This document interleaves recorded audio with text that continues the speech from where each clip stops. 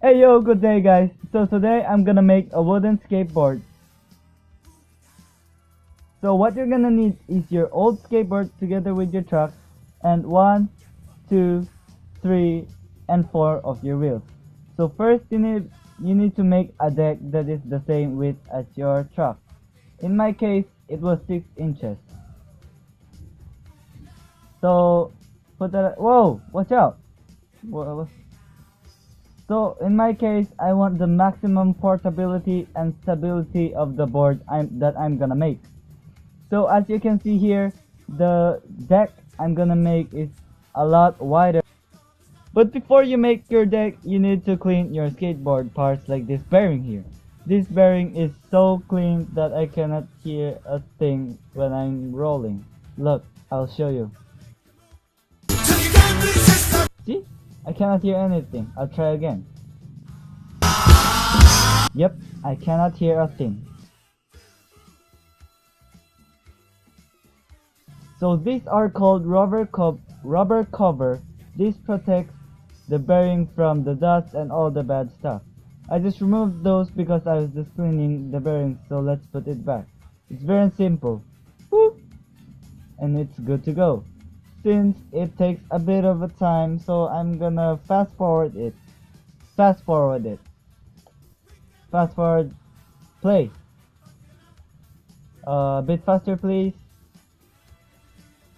More. There you go, that's the fastest that I can do.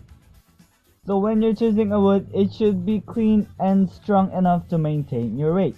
This is one of the most mistaken part of a beginner builder, so you should put that in mind. The wood that I'm using is a plywood, but as you can see, it was bigger than me, so I had a really hard time off camera. Actually, I'm gonna use 3 layers of this plywood, but before that, I need to plan the board, so I planned the board.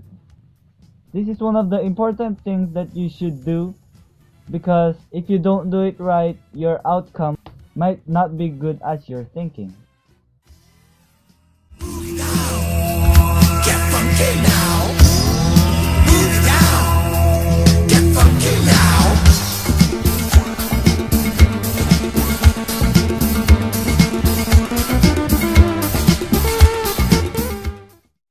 As you can see here, the wood pattern in the first plywood is vertical and the second is horizontal like that, and the third is vertical again. So this crisscross pattern of the grain will help the plywood to be more stronger and a bit more flexible. And if you're applying the glue, make sure to move fast because the glue will dry fast.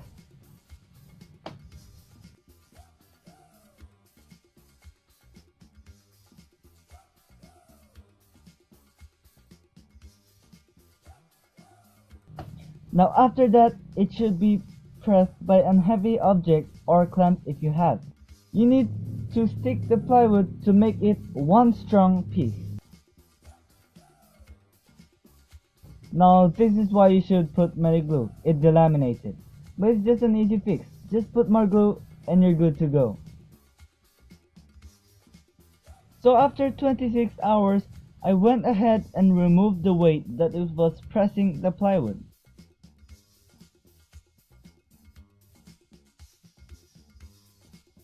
Try to do a simple test after the press, just to make sure. You don't want your board delaminating when you're skateboarding, right? But mine was totally fine. So after the test, you now can cut the board into your desired skateboard shape. So this step is optional, but after cutting and sanding the deck, I went ahead and designed the deck with some red stripe which matches my skateboard wheels. It was dark that time, so I couldn't film. I apologize for that. This is kinda the fun part, cause you're gonna drill, yay! Now as you can see, you should double and triple check the place that you're gonna drill. If you mess up here, there's no going back. When you're done draining, there is a thing called countersink.